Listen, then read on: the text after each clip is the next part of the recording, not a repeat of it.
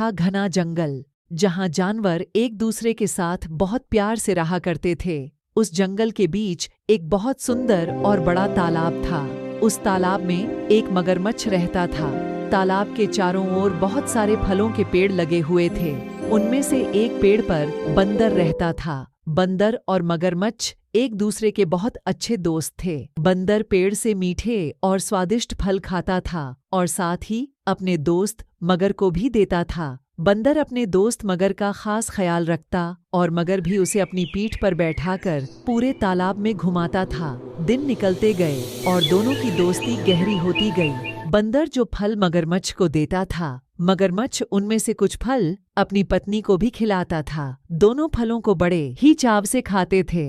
बहुत दिनों के बाद एक बार मगर की पत्नी ने कहा कि बंदर तो हमेशा ही स्वादिष्ट फल खाता रहता है, जरा सोचो उसका कलेजा कितना स्वादिष्ट होगा। वह मगर से जिद करने लगी कि उसे बंदर का कलेजा खाना है। मगर ने उसे समझाने की कोशिश की, लेकिन उसने नहीं माना और वो मगर से रूठ गई। अब मगर को न चाहते हुए भी हाँ बोलना पड़ा। उसने कहा कि दूसरे दिन बंदर को अपनी गुफा में लेकर आ जाएगा, तब उसका कलेजा निकालकर खा लेना। इसके बाद मगर की पत्नी मान गई। हर दिन की तरह स्वादिष्ट फलों के साथ बंदर मगर का इंतजार करने लगा। कुछ ही देर में मगर भी आ गया और दोनों ने मिलकर फल खाए। मगरमच्छ बोला कि दोस्त, आज तुम्हारी भाभी तुमसे मिलना चाहती है, चलो तालाब की दूसरी ओर मेरा घर है, आज वहाँ चलते।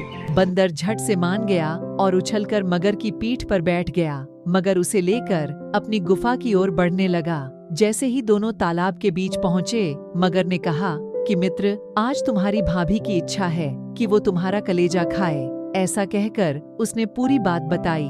बात सुनकर बंदर कुछ सोचने लगा और बोला, मित्र, तुमने मुझे यह पहले क्यों नहीं बताया? मगर ने पूछा, क्यों मित्र, क्या हो गया?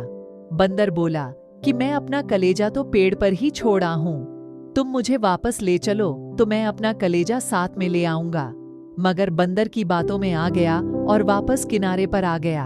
वो दोनों जैसे ही किनारे पर पहुंचे, बंदर झट से पेड़ पर चढ़ गया और बोला कि मूर्ख, तुझे पता नहीं कि कलेजा हमारे अंदर ही होता है। मैं हमेशा ही तुम्हारा भला सोचता रहा और तुम मुझे ही खाने चले थे। कैसी मित्रता है यह तुम्हारी, चले जाओ यहाँ से।